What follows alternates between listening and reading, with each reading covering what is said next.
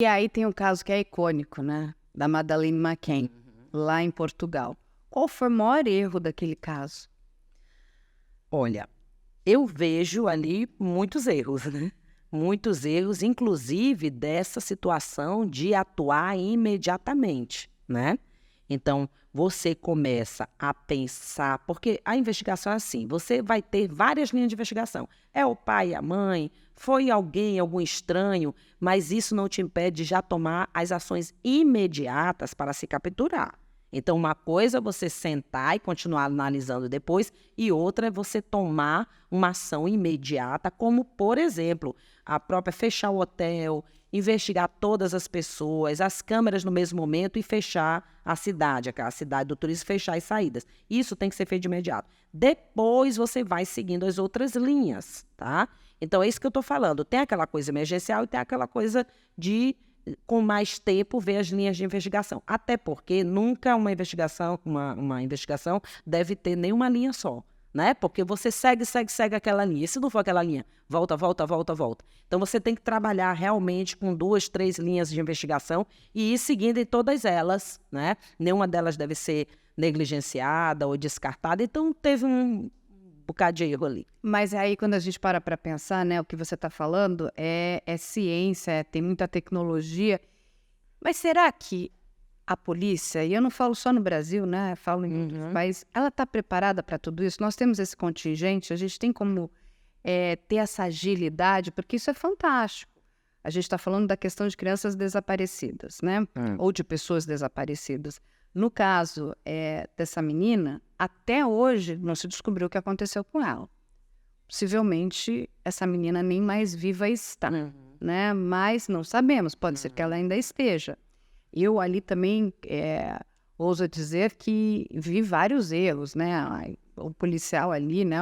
O chefe de polícia estava mais preocupado em aparecer na televisão do que fazer a investigação, escrever livro, enfim.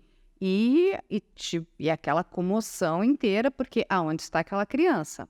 Que foi deixada, no primeiro momento, acho até um grande absurdo, 3 crianças muito pequenas ficarem sozinhas num quarto de hotel enquanto os seus pais estão ali se divertindo, né? Por mais que seja, isso Tudo mais. é comum, mas a gente está falando de criança muito pequena. Vamos lembrar, ali tem um outro caso que você deve conhecer bastante, que é do Night Stalker. O que ele fazia? Ele abria a janela e pegava as crianças. As crianças estavam dormindo. Ele era tão ousado que ele abria.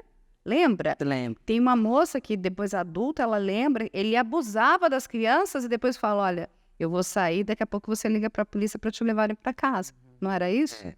Então, a gente tem que entender o seguinte, tantas pessoas estudaram tantos anos para preparar protocolos para a gente usar e a gente vai e não usa, né? Essa que é a situação. Eu tenho um amigo que já foi chefe da perícia aqui em São Paulo, que ele costuma dizer para os alunos dele, os alunos perguntam, que técnica eu uso? Aquelas diversas técnicas, varredura, as coisas aí da perícia.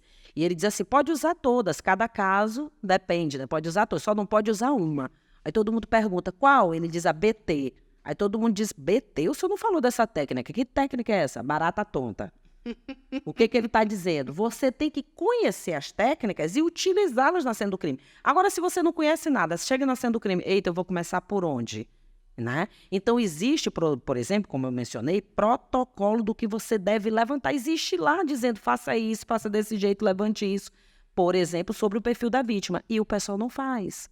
Existe, por exemplo, o conhecimento dos perfis. Olha, se o crime aconteceu dessa maneira, é provável que você está lidando com o indivíduo dessa maneira. Então, você vai agir desse jeito. O pessoal não considera, né?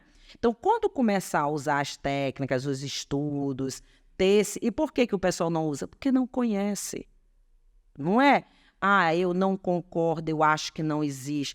Muitas vezes, sabe eu costumo falar para meus alunos, aparecendo aquela questão da raposa e das uvas. A raposa queria muito as uvas, pulou, não conseguiu pegar, disse, essas uvas não prestam, estão podres, e as uvas estavam ótimas, né? Então tem muito isso. Às vezes, por falta de conhecimento, alguém chega e diz assim, essa técnica não presta. Por quê? Porque ele não conhece a técnica, ele não sabe usar. É muito melhor falar, deixa eu ver se eu sei usar, deixa eu ver se ela funciona, deixa eu ver se ela é efetiva. Então, usar esses instrumentos que tantas pessoas se debruçaram tantos anos para produzir esses instrumentos para a gente, então vamos usar, que isso ajuda muito.